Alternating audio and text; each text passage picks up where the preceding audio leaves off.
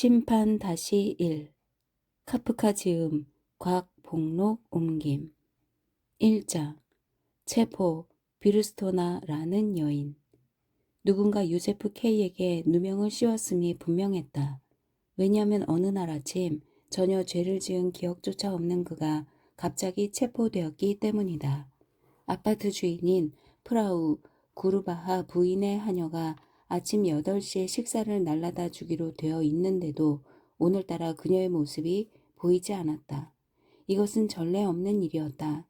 K는 잠시 동안 기다리면서 베개 위에 머리를 얹은 채 길 건너에 사는 노파가 호기심에 가득 찬 눈초리로 자신을 응시하고 있는 모습을 무심코 바라보았다. 잠시 후 이유 없이 불안한 기분과 공복을 함께 느낀 K는 하녀에게 아침 식사를 청하는 벨을 눌렀다.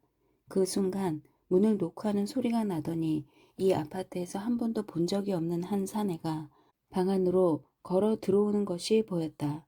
후리후리한 키에 야무진 몸집이었는데 그 위에 걸친 검정색 양복이 아주 잘 어울렸다.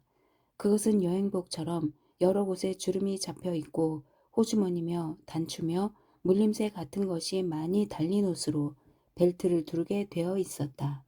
무슨 옷인지 알 수 없었지만 어떻든 무척 실용적인 옷 같았다. 누구시죠?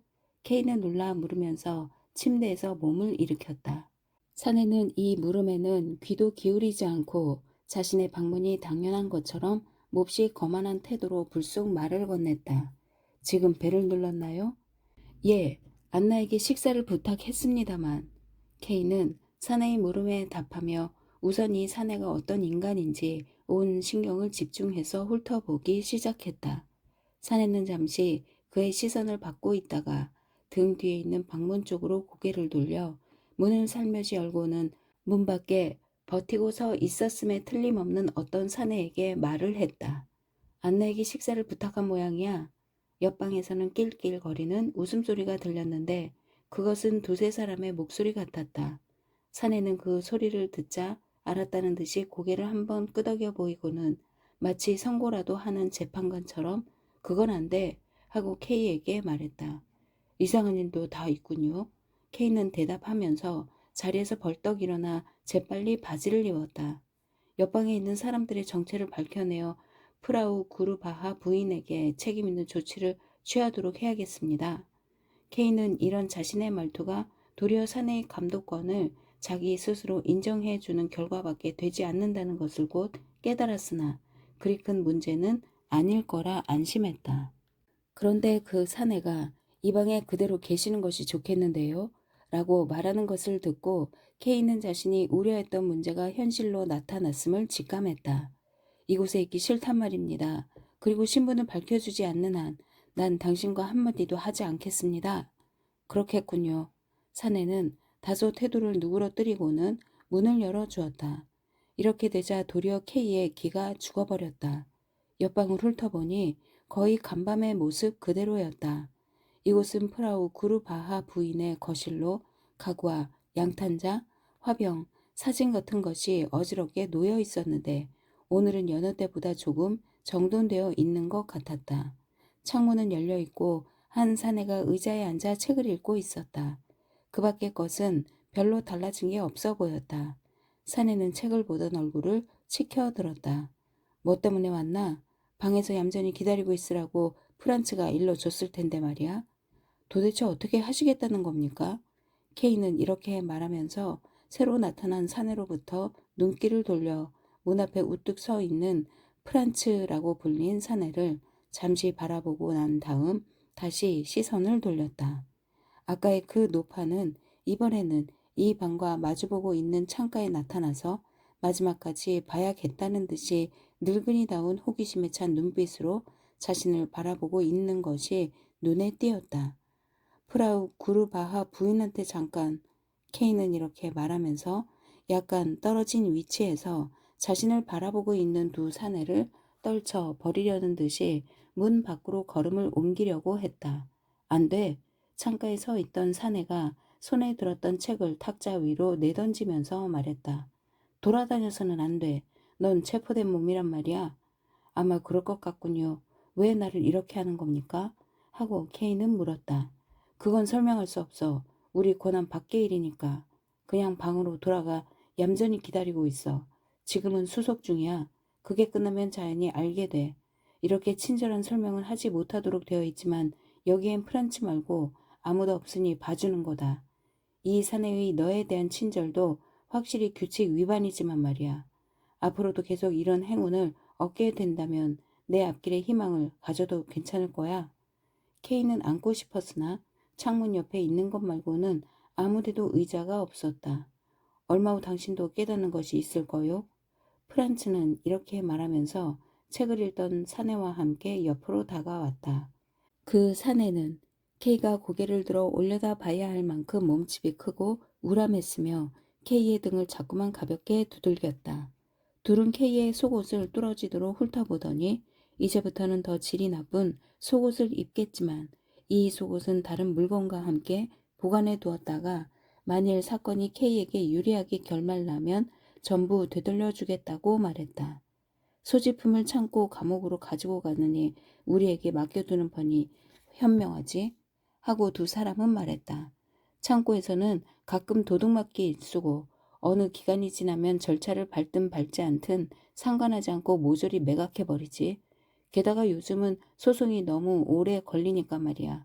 물론 창고에서는 나중에 매상금을 받겠지만 이 매각이라는 게 얄궂은 것이라서 이쪽에서 원하는 값으로 팔리지도 않을 뿐만 아니라 저희들 멋대로 팔아 해치우고 말거든. 그러니 금액도 적은 데다가 여러 사람의 손을 거치고 보면 내게 인도될 때쯤이면 몇 분의 1도 되지 않을 것이란 말이야. K는 이 말을 건성으로 듣고 있었다. 자신의 소지품에 대한 소유권은 마땅히 인정되어야 할 것이라고 생각했으나 그런 일보다는 자신의 현재 입장을 확실히 파악하는 것이 먼저 해결해야 할 문제였다. 그러나 이 녀석들과 함께 있는 한 차분히 생각해 볼 여유도 없었고 두 번째 감시원, 놈들은 사실 감시원에 불과하지만 애 툭 튀어나온 배가 이상할 정도로 낯익은 느낌을 주었다. 몇 번이나 K와 부딪혔는데도 그럴 때마다 K가 쳐다보면 그 뚱뚱한 체구에는 조금 더 어울리지 않는 메마르고 앙상한 얼굴과 굵직하고 비뚤어진 코가 보였으며 이 얼굴이 K의 머리 위에서 또 한 사람의 감시원과 이야기를 주고받고 있었다. K는 생각했다. 이들의 정체는 과연 무엇일까? 무슨 말을 하고 있는 걸까? 어디에 속해 있는 걸까? 자신은 법치국가의 국민이며 국내는 평화롭고 법률은 확고하다. 그런데 어떤 자가 자신의 집에 부당한 침입을 한단 말인가? 무슨 일이든 간단히 생각해버리며 최악의 경우에는 직접 부딪혀보고 난 다음에 판단하고 위기를 예감하게 하는 것이 있더라도 미리 걱정하지 않는 것이 K의 성격이었으나 지금의 경우는 그런 사고방식으로는 안 되겠다는 생각이 들었다. 모든 일을 짓궂은 장난이라고 생각해 버릴 수도 있었다. 다소 질이 나쁜 장난이기는 하지만 어떤 이유로 해서 이를테면 오늘은 그의 30회 생일이므로 은행의 동료들이 계획적으로 꾸민 장난이라고도 생각할 만했다. 그러므로 어떤 계기를 포착해서 이 감시원 역할을 하고 있는 녀석들에게 웃음을 주기만 하면 그들도 더 이상 참지 못하고 웃음을 터뜨릴지 모른다. 이들은 누군가 사주한 사람들일 테고 또 그러고 보니 어디서 본 듯한 얼굴이기도 하다. 그런데도 불구하고 처음에 프란츠라는 사내를 보았을 때부터 이들을 경계하지 않으면 안 된다는 생각을 K는 가슴에 품고 있었다. 친구들에게 멋을 모르는 사내라고 나중에 조소를 당하는 일이 있어도 그런 것은 문제가 되지 않았다. 그러나 지금까지 두세 번 경험했던 사건이 새삼 머리에 떠오르고 사건 그 자체는 별일도 아니었지만 과거의 경험 같은 것을 상기하는 일은 K에게는 드물었다. 그때 그는 사건의 결말을 예상할 수 있었는데도 불구하고 자기 혼자 억지로 태어난 채 하다가 그만 혼이 날 정도로 심한 고통을 당한 일이 있었다. 이와 같은 경험은 적어도 지금은 되풀이하고 싶지 않았다. 이것이 희극이라면 자진해서 한몫 끼어들고 싶을 정도였다. K는 아직 자유의 몸이었으므로 실례합니다. 라고 말한 다음 감시원들 사이를 빠져나와 자기 방으로 돌아왔다. 이제 사태를 깨달은 모양이지. K 뒤에서 이런 소리가 들려왔다. K는 방에 들어오자마자 곧 책상 서랍을 열어보았다. 말끔히 정돈되어 있었다. 그러나 흥분하고 있는 탓인지 신분 증명서는 쉽게 눈에 띄지 않았다. 그는 하는 수 없이 자동차 면허증을 들고 감시원이 있는 곳으로 되돌아가려고 했다. 그러다가 그 면허증이 그다지 도움이 되지 않는다고 생각하고 계속해서 더 찾아보았더니 드디어 신분 증명서가 발견되었다. 그가 다시 옆방으로 들어선 순간 정면에 문이 열리고 프라우 구르바하 부인의 모습이 곧바로 시야에 들어왔다. 그녀는 방 안으로 들어오려고 했던 것 같았는데 K가 있는 것을 보자 몹시 당황한 기색을 보이면서 허둥지둥 문을 닫고 자취를 감추었다. K는 이제라도 부인에게 들어오라 권해도 늦지는 않을 것 같았다. 하지만 증명서를 손에 쥔 K는 방 한가운데 우두커니 선 채 두 번 다시 열리지 않는 방문을 응시하고 있었다. 잠시 후 K는 감시원이 건네는 목소리에 놀라 비로소 정신을 차렸다.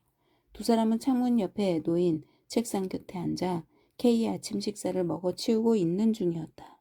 그녀는 왜 들어오지 않았습니까? 들어와서는 안 되기 때문이다. 하고 뚱뚱보 사내는 대답하더니 이어서 넌 그런 걸 간섭할 신분이 못 돼. 체포된 몸이란 말이야. 하고 덧붙여 말했다. 무슨 이유로 체포된 겁니까? 그것도 이런 무도한 방법으로 말입니다. 또 시작이군.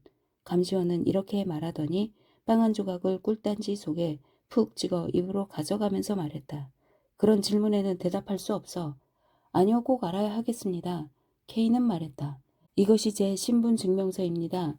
이제 당신들의 신분증명서와 구속영장을 보여주세요. 웃기지 마라. 감시원이 말했다. 유치하게 나오는군. 지금 누구보다도 내게 가장 가깝다고 생각되는 우리를 자극할 셈인가? 그러면 재미없을 거야. 그러지 말고 얌전히 체념하고 있는 것이 어때? 말을 마친 프란츠는 손에 들고 있던 커피잔을 입으로 가져갈 생각도 없이 무엇인가 의미심장한 눈초리로 K를 응시했다.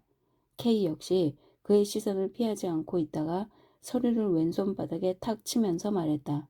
이것이 내 신분증명서입니다. 정말 귀찮게 구는군. 몸집이 큰 감시원은 벼랑간 고함을 질렀다. 어린애들보다도 더 시끄럽게 구는 사내구만. 대체 어떻게 하라는 거야? 신분증명서니 구속영장이니 하면서 우리 감시원을 괴롭히면 그것으로 내 형사 문제가 간단히 끝날 줄 아나? 우리는 새까만 말단에 불과하단 말이야. 신분증명서 같은 건 우리가 알 바 아니야. 매일 10시간씩 감시를 하고 그 보수를 받는 것이 너와 우리의 관계란 걸 알아야 돼. 물론 당국으로서도 이와 같이 체포에 앞서서 구속의 원인이라든지 피구속자의 인적사항을 조사부터 하는 것은 관례이기도 하고 또 당연한 일이야. 이 조사에 오류는 없어. 난 재판소의 하급 직원들 밖에는 알지 못하지만 이 보잘것없는 지식으로 판단해도 우리 관청이 사람들 속에서 범죄를 찾아내는 것이 아니라 그 반대로 법률에도 명시되어 있듯이 죄의 혐의가 있기 때문에 우리 감시원들을 보내는 거라고. 이것이 법률이야. 이게 뭐가 잘못됐다는 거지? 그런 법률이 어디 있습니까? K가 말했다. 그러니 넌 골치 아픈 인간이란 말이야. 당신들은 일종의 망상에 빠져 있는 겁니다.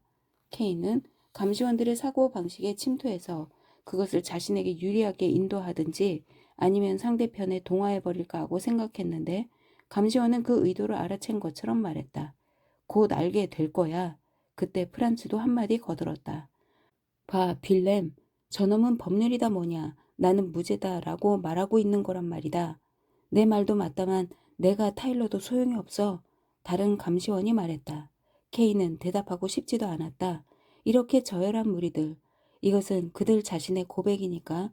와, 시시한 대화를 계속해서 자꾸 머리만 더 어지럽힐 필요가 있을까?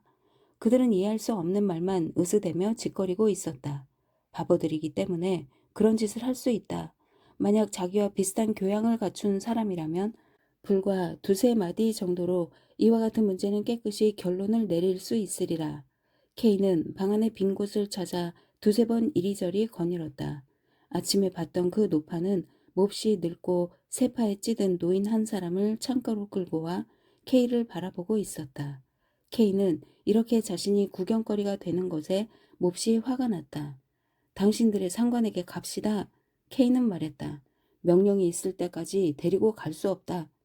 빌렘이라고 불렸던 사내가 대답하고는 한마디 일러두겠는데 하고 말을 계속했다. 방에 돌아가서 날뛰지 말고 때가 올 때까지 기다리란 말이야. 쓸데없는 생각이나 하면서 안절부절하지 말고 좀 침착하라고. 조금만 있으면 큼직한 명령이 떨어질 거야. 내 생각에는 제법 친절히 해 주었는데 넌 이 호의를 무시했어. 우리가 시시한 인간일지 몰라도 적어도 이 시점에서 넌 자유의 몸은 아니란 말이야. 우린 너하고는 신분이 다르니까 이 점은 명심해 두라고. 그러나 돈만 준다면 길 건너 식당에서 아침 식사쯤은 시켜다 줄 용의가 있지. 이 말에도 대답하지 않고 K는 걸음을 멈추고 한동안 묵묵히 서 있었다. 지금 옆방의 문 또는 좀 더 대담하게 응접실 문을 연다 해도 이 두 사람에게는 그것을 제지할 용기가 없을 것이며 어쩌면 그렇게 극단적인 방법을 시도해 보는 것이 가장 간단한 해결 방법일지도 몰랐다. 그러나 그들이 달려들어 주먹을 휘두른다면 지금 어느 정도 유지하고 있는 우월감도 한순간 잃을 것 같았다. 그래서 그는 자연스러운 흐름에 맡겨두는 보다 안전한 해결 방법을 택하고자 조용히 자기 방으로 돌아왔다. 감시원은 말 한마디 하지 않았고 그 역시 아무 말이 없었다. K는 침대에 누운 채 세면대에 손을 뻗어 간밤에 아침 식사를 위해 남겨두었던 커다란 사과를 집어들었다. 한 입 크게 베어물고 맛을 보니 감시원의 동정심으로 시켜 먹을지 모르는 그 불결한 식당에 아침 식사보다는 훨씬 맛이 좋았다. 기분이 좋아지고 희망 같은 것이 느껴졌다. 오늘 오전 중에는 은행에 출근할 수 없겠지만 그는 꽤 높은 자리에 있는 몸이므로 얼마든지 변명할 수 있었다. 하지만 뭐라고 이유를 대야 하나? 사실대로 말해야 할까? 그는 그렇게 하려고 생각했다.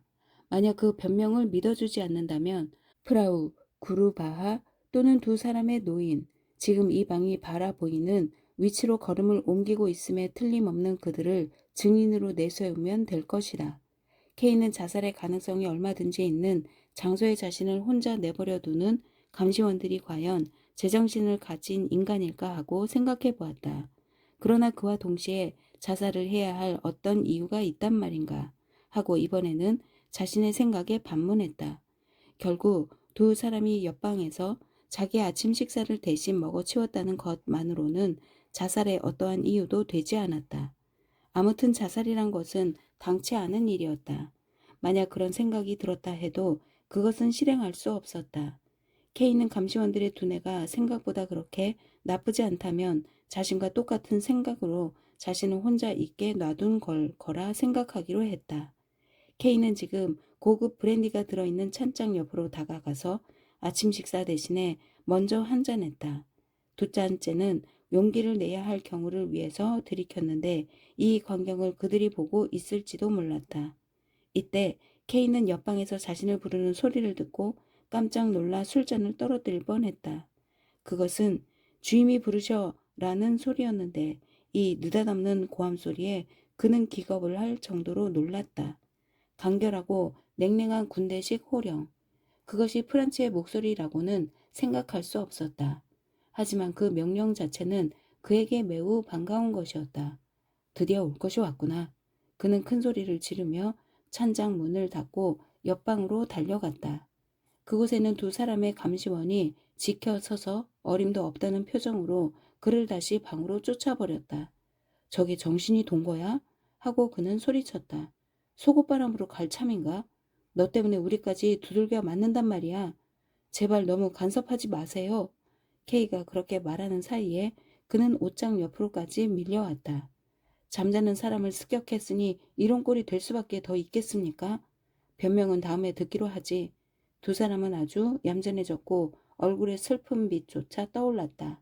그 때문에 그는 당황하면서도 한편으로 정신을 바싹 차렸다. 무슨 거창한 예식이라도 있습니까? 불만스러운 말투로 K는 중얼거리면서도 옷은 옷장에 걸려있는 웃옷을 집어들어 잠시 두 손으로 펼쳐 들고 있었는데 그것은 마치 두 사람으로부터 옷 선택을 기다리는 꼴 같았다. 두 사람은 고개를 저었다. 검정색 상의를 입어야 해.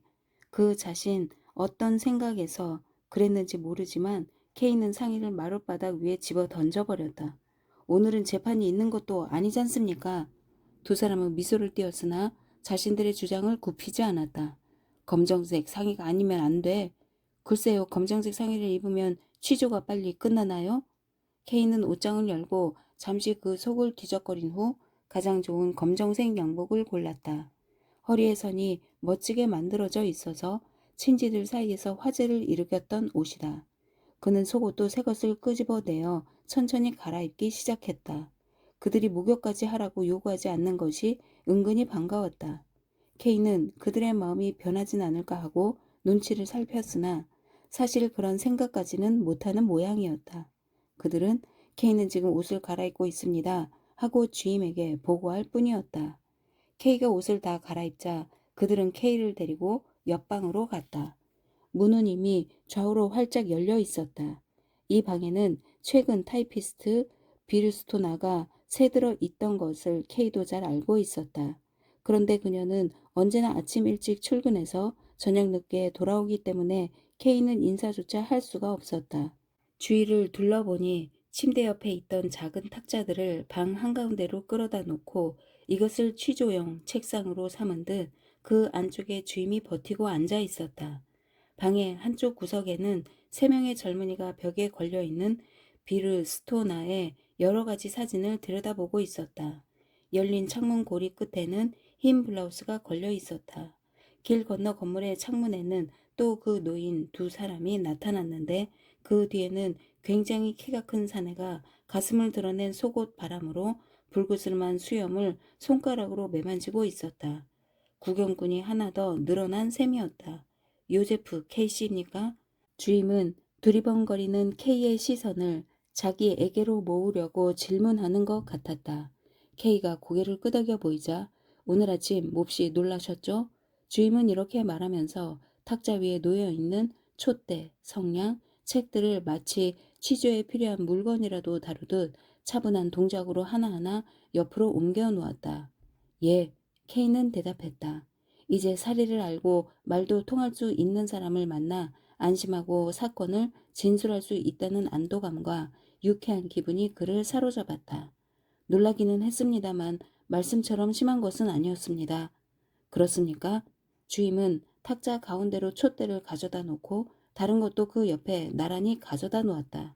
제 말을 잘못 이해하고 계신 모양인데 이렇게 말한 K는 이어 그러니까 하고 말을 계속 하려다가 그만두고 주위를 두리번거리면서 물었다. 앉아도 될까요? 그건 곤란합니다. 규칙이 그렇게 되어 있어서 주임이 이렇게 대답하자 K는 말했다. 분명히 놀라기는 했습니다만 나이 30이 넘으니 특히 나처럼 고생을 겪은 사람은 웬만한 일에는 놀라지도 않고 배짱도 생깁니다. 오늘 생긴 일 같은 경우에는 더욱 그렇습니다. 오늘 생긴 일 같은 경우에는 더욱 그렇다고 말했는데 그 까닭은 오늘 벌어진 일을 장난으로 생각하는 것은 아닙니다. 장난치고는 일이 지나치게 규모가 큽니다. 아파트 사람들이나 당신들이 총동원해서 그런 장난을 할 리도 없으니 말입니다. 그러니 장난이라고 볼 수 없습니다. 정확한 추측이군. 주임은 이렇게 말하면서 손가락으로 성냥개비를 하나하나 세고 있었다. 그런데 K는 그를 바라보면서 다시 입을 열었다. 그는 사진을 들여다보고 있던 세 사람도 자신을 향해 고개를 돌려주었으면 하고 마음속으로 바라면서 말을 계속했다. 어쨌든 이 사건은 그다지 중요한 것이 못 됩니다. 비록 기소되었으나 제가 그럴 만한 죄를 범한 일이 없다는 것이 그런 결론을 내리게 합니다. 아니 내가 알고자 하는 것은 범죄의 유무가 아니라 누구의 손에 의해 공소되었냐는 점입니다. 그 절차는 어느 관청에서 다루고 있는지, 당신들은 정당한 수사관인지, 보건대 당신들은 아무도 제복을 입지 않았고 또 당신들이 지금 걸친 옷은 K는 프란츠 쪽으로 고개를 돌렸다. 제복이라고 했으면 좋겠습니다만 제가 보기에는 그저 여행복에 불과합니다. 이와 같은 의문에 명쾌한 해답을 해 주신다면 그것으로 모든 것이 원만하게 해결되고 우리는 서로 말끔한 기분으로 헤어질 수 있을 것으로 생각됩니다. 주임은 성냥통을 탁자 위에 내려놓으면서 말했다. 당신은 엉뚱한 오해를 하고 있소. 당신의 사건에 대해서는 이 사람들이나 나나 전혀 모르고 있다고 해도 과언이 아니오. 사건 내용 같은 것은 전혀 모르고 있소. 규정에 조금도 벗어나지 않는 제복을 당신의 청대로 입어도 되겠지만 그렇다고 해서 당신에게 무슨 특별한 수가 생기는 것도 아닐 테고 말입니다. 또 당신이 기소되는 것인지 아닌지도 모른단 말이오. 우리는 처음부터 그런 것 따위는 모르고 있소. 알 필요도 없는 몸이란 말이오. 이것만큼은 단언할 수 있소. 감시원들이 뭐라고 짓거렸는지 모르지만 그건 아무 소용없는 일이오. 난 당신의 질문에 대해서는 일체 대답할 수 없으니 쓸데없는 생각일랑 아예 하지 마시오. 충고해 두겠소. 억울한 죄라도 덮어 쓴 것처럼 날뛰지 않는 것이 좋을 거요. 그런 것은 모처럼 우리가 당신에게 품고 있는 호감을 공연히 짓밟아버리는 결과가 될 뿐이요. 그리고 될 수 있는 대로 말을 삼가시오. 당신이 더 이상 말하지 않더라도 그동안 짓거린 몇 마디만으로도 당신의 성품을 알 만큼 알았으니까. 아무튼 중얼거린다는 것은 결코 유리한 일이 아니니 그리 알고 조심하시오. 케인은 조용히 주임을 바라보았다. 자기보다는 나이도 아래인 것 같은데 이런 사내로부터 설교를 듣고 있으려니 참을 수가 없었다. 옳은 말을 했다고 해서 훈계를 들어야 한단 말인가? 체포의 이유는 고사하고 그 명령의 출처조차 듣지 못하지 않았는가? 케인은 일종의 흥분 상태에 빠져 방안을 이리저리 걸어 다녔다. 이 모습을 그들은 말없이 바라보고만 있었다. 케인은 소매를 걷어 올리고 가슴 근처를 쓰다듬었다. 머리카락을 올리고 세 사람의 옆을 지나면서 말했다. 고약한 일도 다 했군. 이 말을 들은 세 사람은 고개를 돌려 K의 얼굴을 바라보았다. 제멋대로 중얼거리는 것은 좋지만 서로의 입장만은 잊지 말아 달라는 듯한 표정이었다. 마지막에 K는 주임의 책상 앞에서 걸음을 멈추었다. 히스테라 검사는 내 친구입니다만 하고 K가 말을 꺼냈다. 전화를 좀 걸어도 될까요? 좋소. 주임이 대답했다. 대체 무슨 목적으로 전화를 거는 건지 난 잘 모르겠지만 아마 개인적인 용무시겠죠? 목적을 잘 모르시겠다고요? K는 화를 낸다기보다는 어이가 없다는 듯 큰 소리로 그렇게 말했다. 당신은 누구요? 남의 일에는 목적 운운하면서 자신이 하는 일은 조금도 밝히려 하지 않으니 말입니다. 그래도 당신이 제정신을 가진 사람이라 할 수 있나요?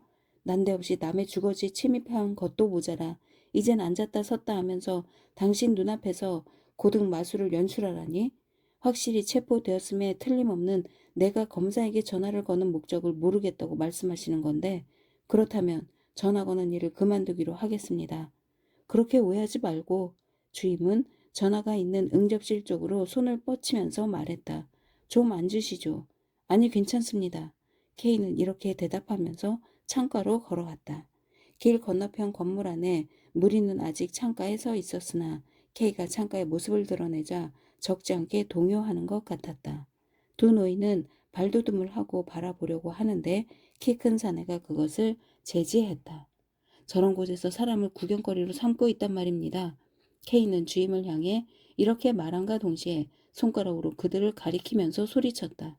당장 비키지 못하겠소? 세 사람은 곧 몇 발짝 뒤로 물러섰고 두 노인은 키 큰 사내의 뒤로 숨어버렸다. 들리지는 않았지만 사내의 입이 움직이는 것으로 봐서 무엇인가 그 노인들에게 말을 하고 있는 것 같았다. 그러나 두 노인은 그 모습을 완전히 숨긴 것이 아니고 기회만 있으면 다시 창문으로 다가올 기색이 보였다. 염치 없는 인간들이로군. 방안을 돌아보면서 K는 말했다. 그리고 곁눈질로 주임을 보았으나 이 말에 동의를 한 것인지 아닌지 분간할 수 없었다. 왜냐하면 주임은 한쪽 손바닥을 책상 위에 엎어놓고 손가락 길이를 하나하나 비교하고 있었다. 두 감시원은 천으로 만든 덮개를 씌워놓은 트렁크 위에 걸터 앉아 정강이를 비비고 있었으며 새 젊은이는 허리에 손을 얹고 멀거니 주위를 둘러보고 있었다. 어딘지 한적한 사무실 안처럼 조용하기만 했다. 여러분, K는 결연한 태도로 외쳤는데 그 순간 그 자리에 있는 사람들 전부를 어깨에 짊어지고 있는 느낌이었다. 문제는 이로써 일단 마무리된 것으로 봐도 될 것 같은데 아무튼 당신의 태도가 옳으냐 그르냐 하는 논의는 더 이상 생각하지 말고 서로 악수나 하고 기분 좋게 헤어지는 것이 보다 현명하지 않겠소? 찬성하신다면 말이오. 이렇게 말하면서 K는 탁자 앞으로 다가서며 손을 내밀었다. 주임은 아래로 내리깔고 있던 눈을 치켜뜨며 이를 악물고는 눈앞에 내민 K의 손을 가만히 바라보고 있었다. 그리고는 자리에서 일어나서 비르스토나의 침대 위에 놓여있던 딱딱하고 둥근 모자를 짚더니 두 손으로 조심스럽게 쓰면서 이렇게 말했다. 당신 생각은 좀 단순해. 기분 좋게 헤어지자고 당신은 말했지만 그것은 당치도 않아. 물론 당신의 신경을 건드리고 싶진 않지만 어떻든 당신은 체포된 사람이란 것을 알아야 돼. 더 이상 서로 따질 일은 없단 말이야. 그 사실만 당신에게 알려주면 내 직무는 완수되는 거야. 그리고 당신이 그 명령을 수령한 것을 나는 확인했으므로 오늘은 이만해 두기로 하지. 다시 또 만나겠지만 잠시 헤어져야겠어. 당신은 이제라도 은행에 나가는 것이 어때? 은행요? K는 반문했다. 체포된 몸이라고 하지 않았소? 하며 도전적으로 질문을 던졌다. 악수하자는 제안은 거절되었으나 주임이 모자를 쓰고 자리에서 일어나는 것을 본 K는 갑자기 배짱이 생기는 것을 느꼈다. 그들과 장난이라도 치고 있는 기분이었다. K는 그들이 물러갈 때 현관까지 쫓아가 자신이 체포된 몸인데도 괜찮겠느냐고 다짐을 받으려고 몇 번이나 되풀이해서 물었다. 내가 은행에 나가도 괜찮다는 건가요? 아, 이런. 입을 연 주임은 말했다. 그건 당신의 오해야. 체포된 것은 틀림없는 사실이지만 난 당신의 직무 수행을 방해할 수는 없어. 종종과 다름없는 생활을 해도 상관없고. 그건 참 반가운 얘긴데요. K는 주임 옆으로 다가갔다. 내가 처음부터 그렇게 말했을 텐데. 주임은 대답했다. 그렇다면 일부러 구속영장까지 발부할 필요는 없는 것 아닙니까? K는 그에게 더욱 가까이 다가갔고 구경꾼들까지 몰려들었다. 그리하여 현관은 잠시 난장판처럼 되었다. 난 내 책임을 다한 것뿐이야. 이상한 직책도 있군요. 그럴지도 몰라. 하고 주임이 대답했다. 하지만 이런 입씨름으로 시간을 낭비할 수 없지. 난 당신이 은행에 가고 싶어하는 줄 알았는데. 한 가지 덧붙여 두지. 마음 놓고 다니되 가능한 한 남의 눈에 띄지 않도록. 그리고 여기 당신의 동료 세 분은 당신과 늘 동행하도록 지시해뒀으니 그렇게 알도록. 예?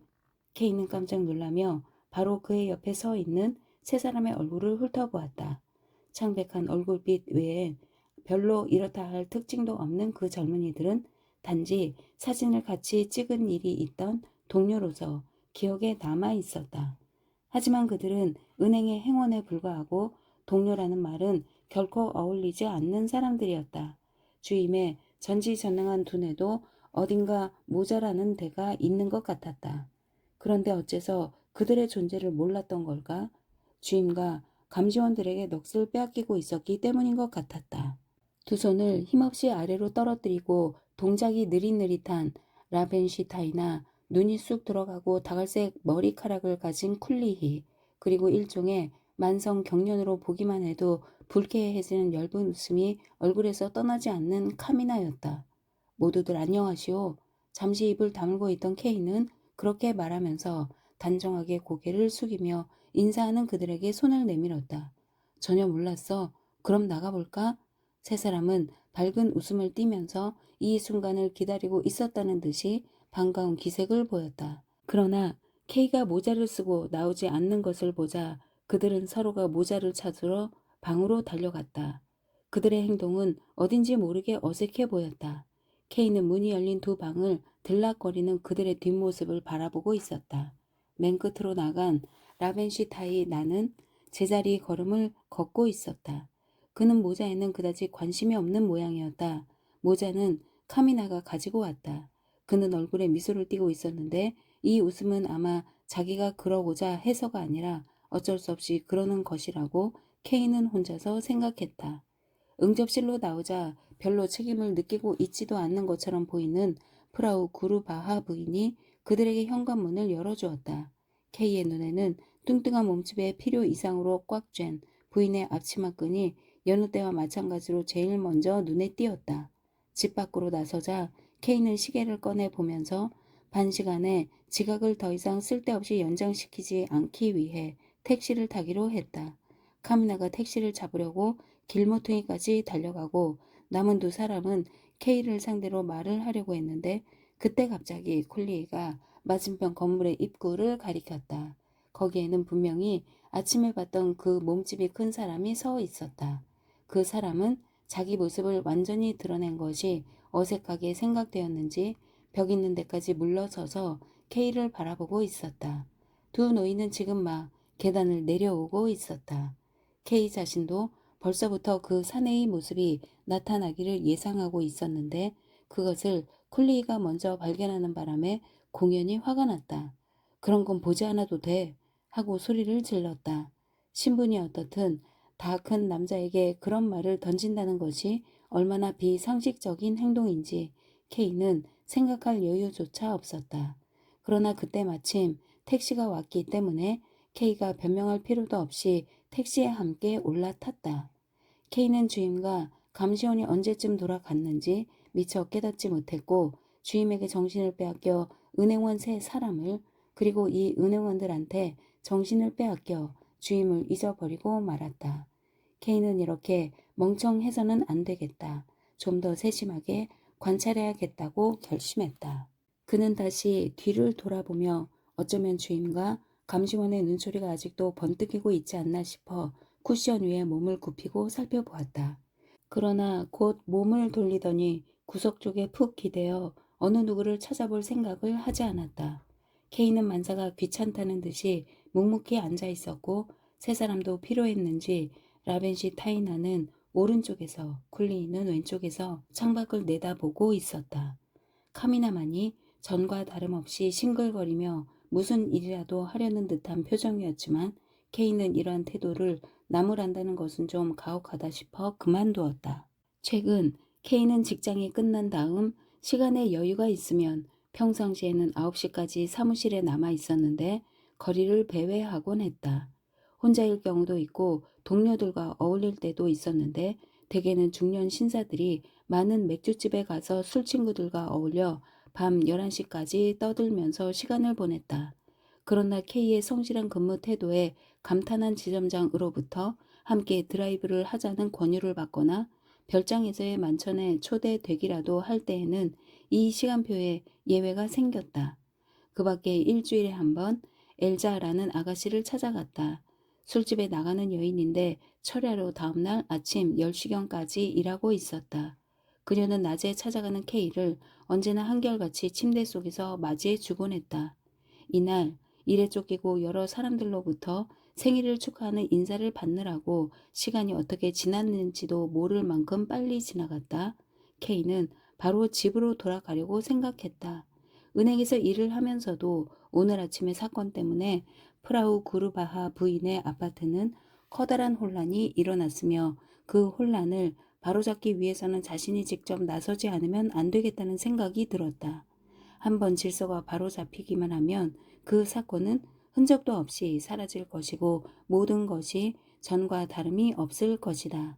그리고 그 세 은행원에 대해서인데 이들에 대해서는 결코 두려워할 필요가 없었다. 은행에서 함께 일하는 동안 그들은 바쁜 업무의 소용돌이 속으로 휘말려 들어갔고 새삼 눈에 띌 만한 이상도 없었다. 케이는 몇 번이나 자기 방으로 한 사람씩 혹은 세 사람을 동시에 불렀는데 그것은 그들의 태도를 살펴보려는 것일 뿐 별다른 목적은 없었다. 그렇게 같은 일을 몇 번이나 되풀이하는 동안 다소 안심할 수 있었다. 밤 9시 반쯤에 귀가하던 K는 아파트 입구에서 한 젊은이와 마주쳤다. 그는 파이프 담배를 피우고 있었다. 누구시오? K는 숨찬 목소리로 묻고 젊은이에게 얼굴을 가까이 가져갔으나 현관에 불빛이 희미해서 자세히 보이지 않았다. 문지기의 아들입니다. 그 젊은이는 이렇게 대답하고 입에서 파이프를 떼면서 옆으로 비껴섰다. 문지기의 아들이라고? K는 반문하면서 초조한 듯이 지팡이로 바닥을 두드렸다. 볼 일이 있으시다면 아버지를 불러다 드리겠습니다만. 아니 괜찮소. K는 말했다.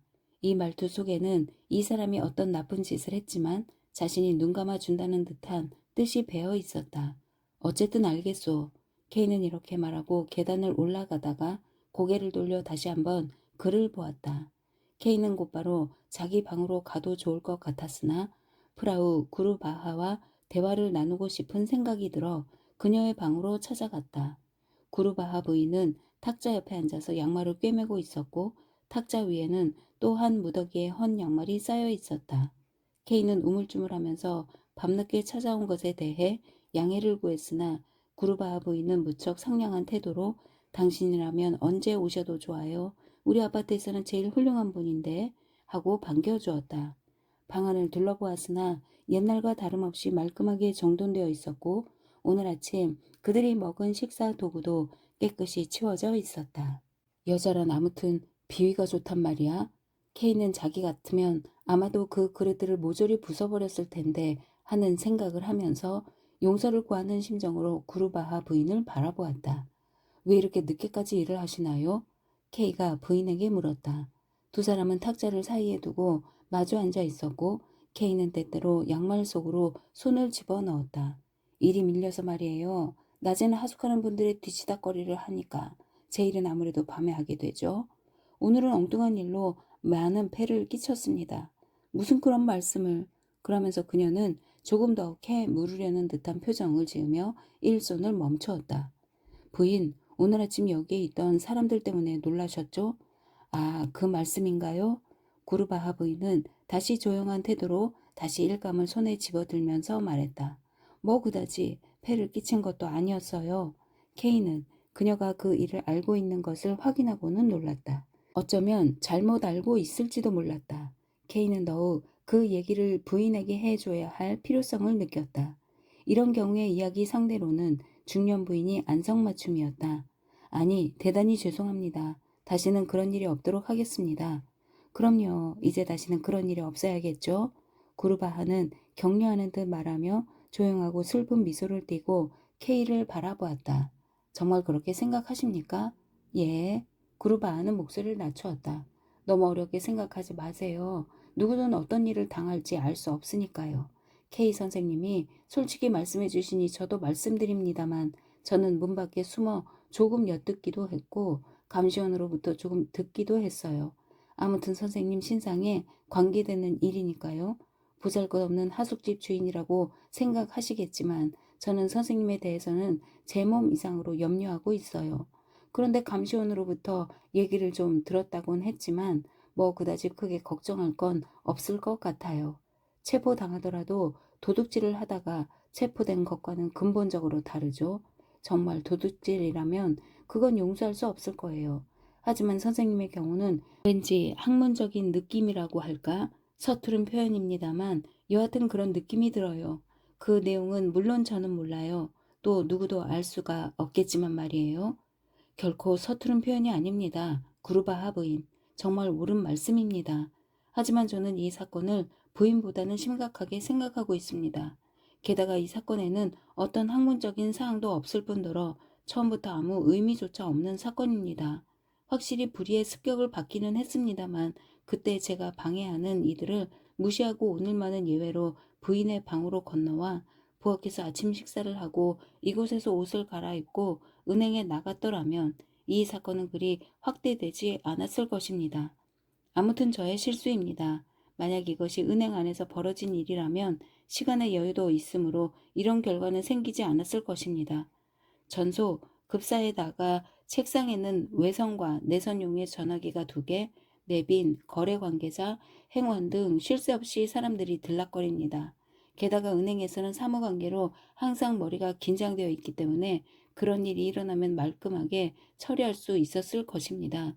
그러나 이미 지나간 일이기 때문에 더 이상 이런 말은 하고 싶지 않습니다.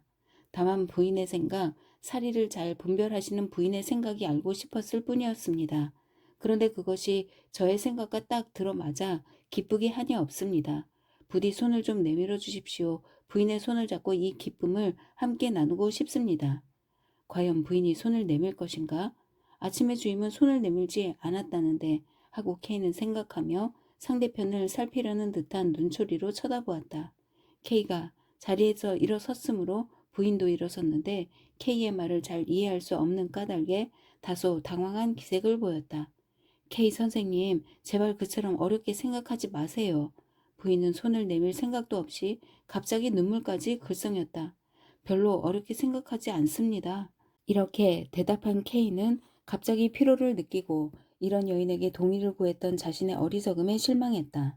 K는 방을 나가면서 비르스토나 양은 계시나요? 하고 물었다. 없어요.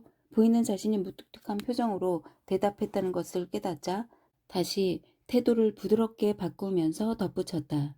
영국 구경을 간 모양이에요. 말씀하실 것이 있으면 제가 전해드리도록 하겠습니다만. 아니 별로 할 말이 있는 것도 아닙니다. 영국 구경을 갔으니 늦게 돌아올 것 같아요. 몇 시쯤에나 돌아올지. 몇 시에 돌아와도 상관은 없습니다만. 케이는 이렇게 말하고 머리를 숙인 후 문 쪽으로 몸을 돌려 그만 밖으로 나가려 했다. 오늘 그분 방을 승낙도 없이 함부로 사용해서 잠시 사과하려고 했을 뿐입니다. 그런 염려는 하실 필요가 없어요. 케이 선생님은 너무 신경을 많이 쓰시는군요. 그녀는 아침 일찍 나갔기 때문에 자세한 사정은 잘 알지도 못할 뿐더러 방안도 제가 깨끗이 정돈해 놓았으니 말이에요. 자, 보세요. 부인은 비르스토나의 방문을 열었다. 안 봐도 됩니다. 케이는 말하면서 열려진 문 앞에까지 걸어갔다. 캄캄한 방 안은 달빛이 조용히 흘러들어 가구들만이 희미하게 보이고 있었다. 부인의 말처럼 깔끔하게 정돈되어 있었다. 하지만 창문고리에 걸려있던 블라우스만은 보이지 않았다. 침대의 다리가 터무니없이 높게 보였고 그 다리의 일부가 달빛을 받고 있었다. 비르스토나 양은 매일 이렇게 늦는 모양이죠. 케이는 마치 비난하는 듯한 말투로 말하면서 넌지시 부인을 바라보았다. 아무래도 아직 젊으니까요. 부인은 마치 변명이라도 하듯이 말했다. 그건 저도 동감입니다.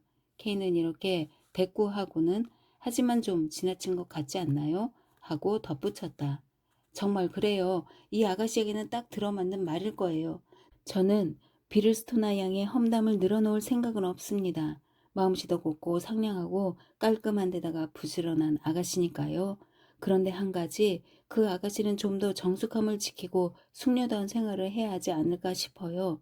이달 들어서만도 벌써 2번이나 어스름한 뒷골목을 2번 다 다른 남자와 걷고 있는 것을 보았답니다. K 선생님, 우리끼리의 말이니까 이런 말씀을 드립니다만 솔직히 저는 아주 불쾌했답니다. 앞으로 기회가 있으면 그 아가씨에게 직접 충고를 할까 생각 중이에요. 그리고 다른 면에서도 분명하지 못한 것이 있기도 하고요.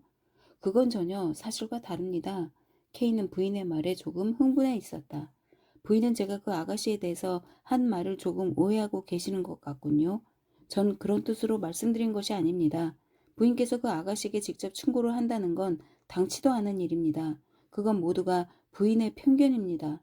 저도 그 아가씨를 잘 알고 있습니다만 부인이 말씀하신 건 아무 근거도 없는 그저 오해일 뿐입니다. 혹시 제가 부인께 너무 지나친 말을 했는지 모르겠군요. 전 부인의 말을 가로막을 생각은 조금도 없습니다. 충고를 하고 안 하고는 부인이 결정하세요. 그럼 전 이만 실례하겠습니다. K 선생님, 부인은 애원하듯 이미 자기 방으로 들어서려는 K를 쫓아와서 말했다.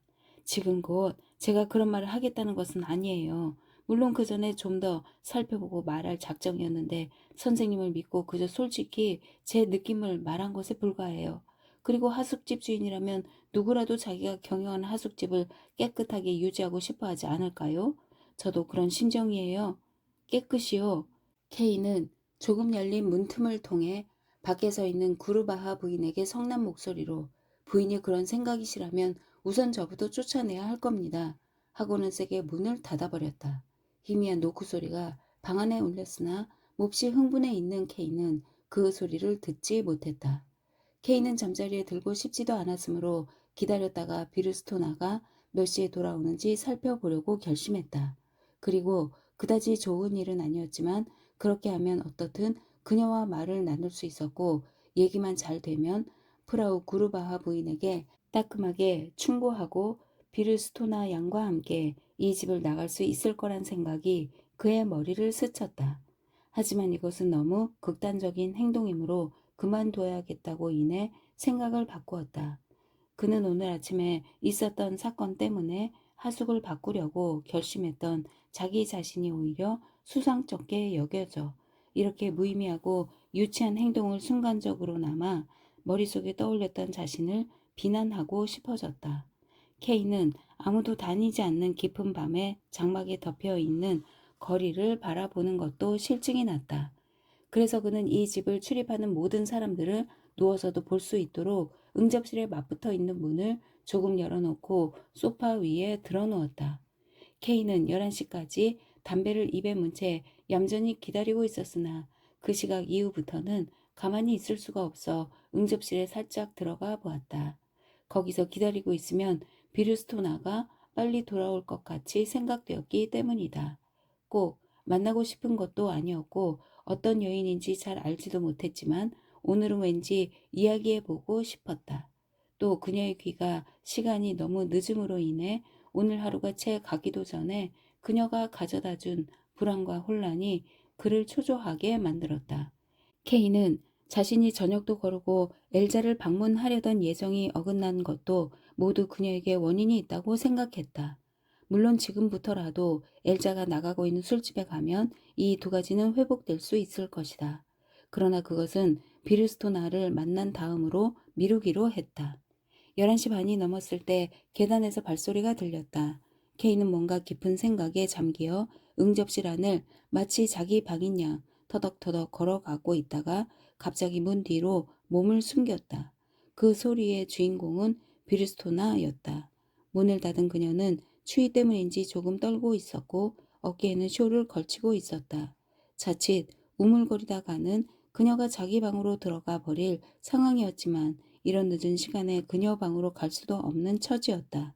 K는 이 순간이야말로 그녀와 이야기를 나눌 수 있는 가장 좋은 기회라고 생각했다.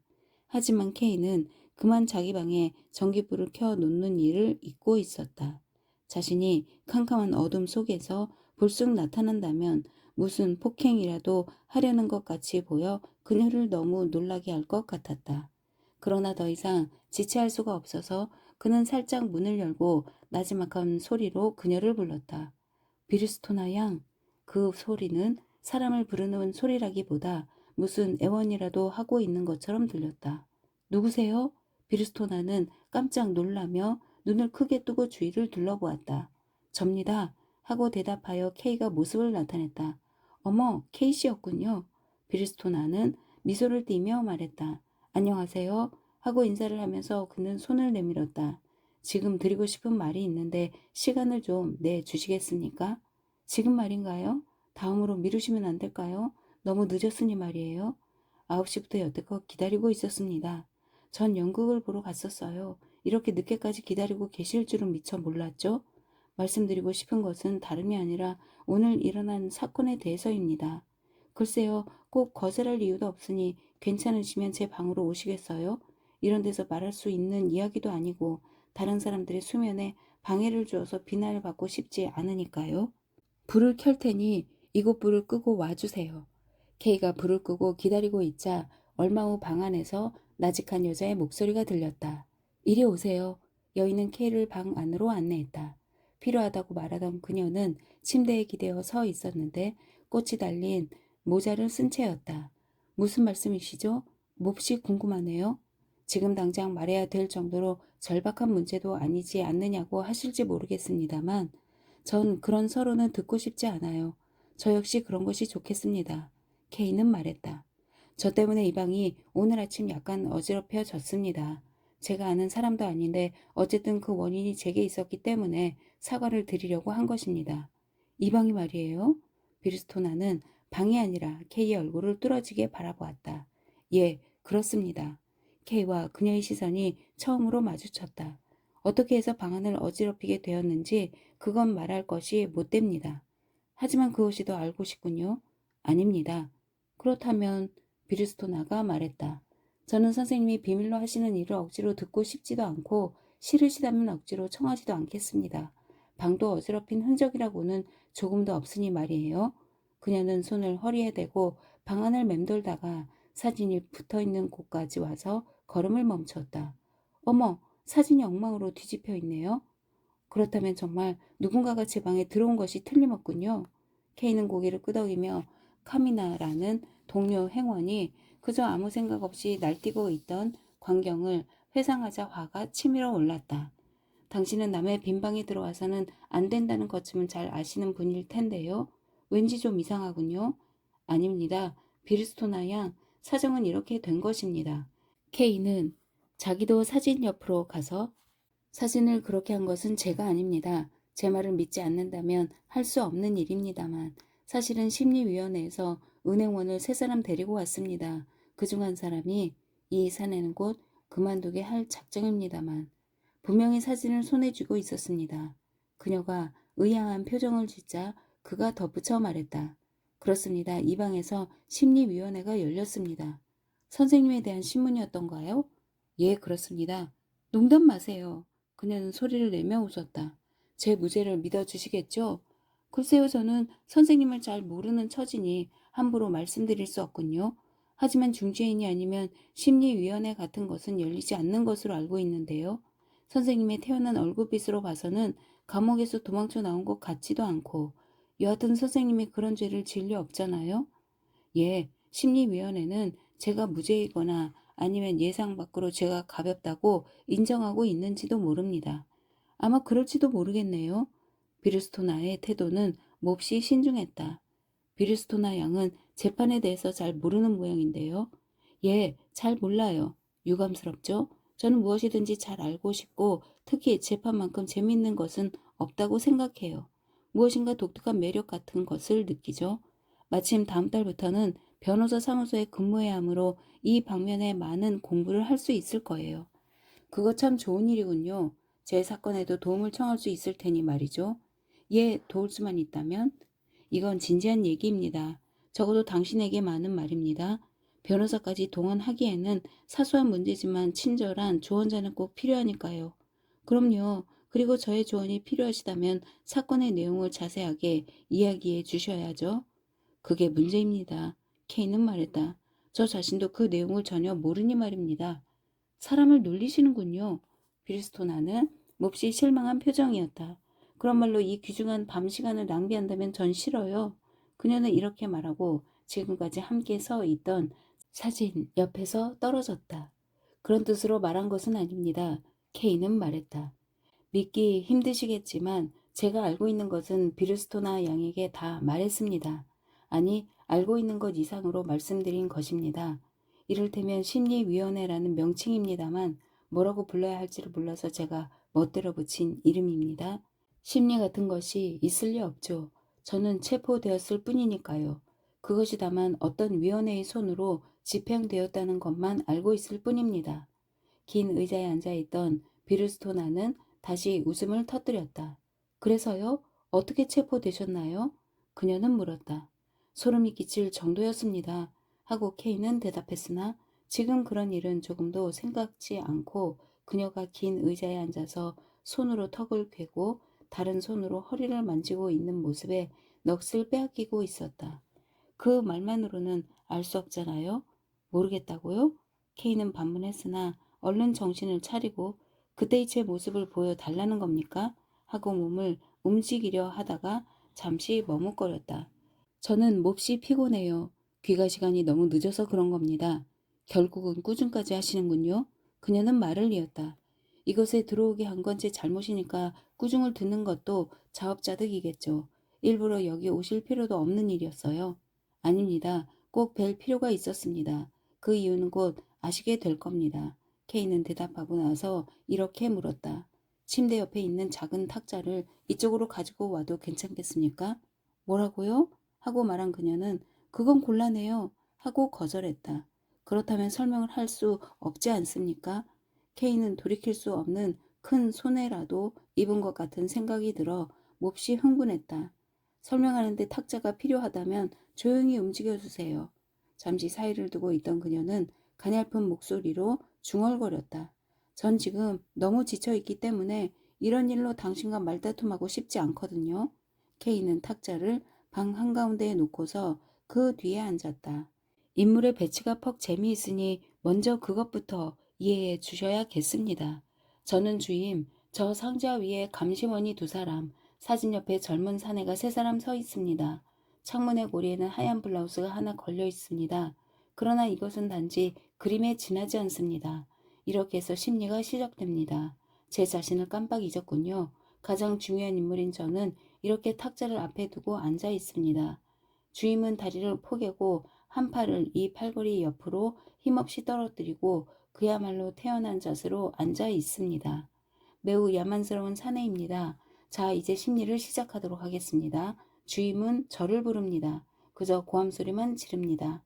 정말 죄송하지만 당신을 눈으로 보듯 재현하기 위해서 정말 고함을 쳐야 합니다.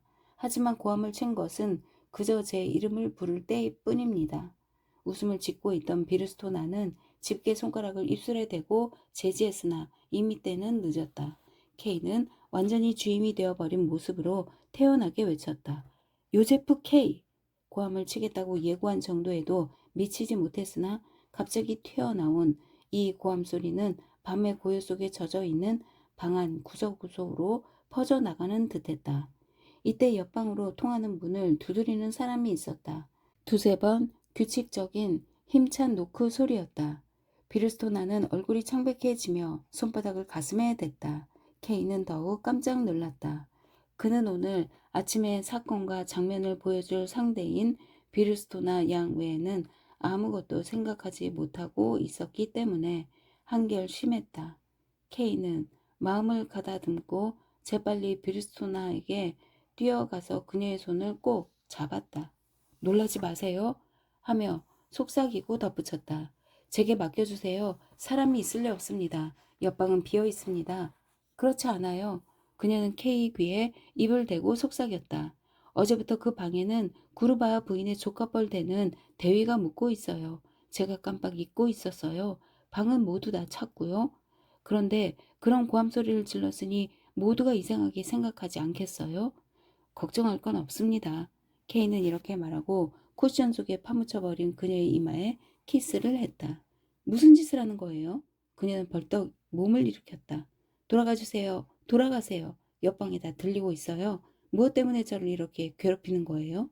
좀 더 침착해지실 때까지 돌아가지 않겠습니다. 결코 돌아갈 수 없어요. 저쪽 구석으로 갑시다. 거기라면 들키지 않겠죠? 그녀는 그쪽으로 끌려갔다. 냉정하게 생각해 주시지 않으면 곤란합니다. 고함친 것이 못마땅하셨겠지만 당신에게 그리 나쁜 영향을 미칠 일은 아닙니다. 대위가 프라우 구르바하 부인의 조카임에 틀림없는 이상 이 문제를 해결하는 열쇠는 그 사람이 쥐고 있는 것 같군요. 프라우 구르바하 부인은 저를 무척 존경하고 제 말에는 언제나 순종하죠. 그렇지 않아도 많은 돈을 빌려간 일이 있어서 제게는 고개를 들지 못하는 처지입니다. 우리가 한 방에 있었다는 일에 대해서 변명이 필요하시다면 그것이 엉뚱한 상대가 아니라면 협력하겠습니다. 그리고 프라우 구르바하 부인에게 부탁해 여러 사람들 앞에서 결백을 증언해 보일 뿐만 아니라 그것을 굳게 믿도록 해드리겠습니다. 만약 내가 방 안에 강제로 들어왔다고 소문을 내고 싶으시면 그렇게 하셔도 좋습니다. 프라우 구르바하 부인은 그 소문에 실망하겠지만 저에 대한 신뢰는 버리지 않을 것입니다. 그만큼 그녀도 저를 믿고 있습니다. 비르스토나는 입을 다물고 몸이 앞으로 기울어진 채 마룻바닥만을 내려다 보고 있었다. 제가 당신 방에 갑자기 들어왔다고 프라우 구르바하 부인이 생각한다 해도 관계없지 않습니까? K는 이렇게 덧붙였다. 그의 눈앞에는 양쪽으로 가르마를 타서 조금 볼록하게 단단히 묶여있는 붉은 빛이 도는 그녀의 머리카락이 보였다. K는 그녀가 자기를 바라볼 것으로 생각했으나 비르스토나는 여전히 같은 모습으로 다음과 같이 말했다. 미안합니다. 갑자기 노크 소리가 들려서 놀라고 말았어요. 대위에게 들리면 곤란하다고 생각해서 그런 것은 아니었어요. 선생님이 큰 소리를 내신 것과 이런 한밤중에 갑자기 노크 소리가 들렸기 때문에 놀란 거예요. 더구나 저는 바로 문 옆에 있어서 그 노크 소리가 더욱 뚜렷하게 들렸어요. 선생님이 여러 가지로 염려해 주시는 것은 고마운 일입니다만 이 방 안에서 일어나는 일은 누가 뭐라고 해도 제 책임이에요. 호의는 고밖에 받아들이겠어요. 하지만 그런 호의가 제 자존심을 상하게 한다는 것도 알아주셨으면 해요. 하지만 이제 제발 돌아가 주세요. 혼자 있고 싶어요. 단지 2, 3분이라고 말씀하신 것이 벌써 30분이나 되었어요. 화가 난 것 같군요. K는 그녀의 손목을 잡고 말했다. 아니에요. 그 정도의 일로 누구에게 화를 내진 않아요. K는 다시 그녀의 손목을 잡았고 그녀는 그것을 뿌리치려고도 하지 않고 손목을 잡힌 채 K를 문 앞까지 데리고 갔다. K는 자신의 방으로 돌아갈 생각이었으나 문 앞에 이르자 이런 곳에 문이 있으리라고 생각지도 못한 듯이 발걸음을 멈추고 꼼짝하지 않았다. 이 기회를 놓칠세라 비르스토나는 K를 뿌리치더니 재빨리 응접실로 들어가 거기서 나지막한 소리로 말했다. 잠깐 이리 와 보세요. 그녀는 조심스럽게 대위의 방문을 가리켰는데 창문 틈으로부터 전깃불이 비치고 있었다. 불이 켜져 있어요. 그 사람 역시 우리를 지켜보고 있었던 것 같아요. 어디 좀 봅시다. K는 이렇게 말함과 동시에 그녀에게 와락 달려들어 입술에 키스를 했다.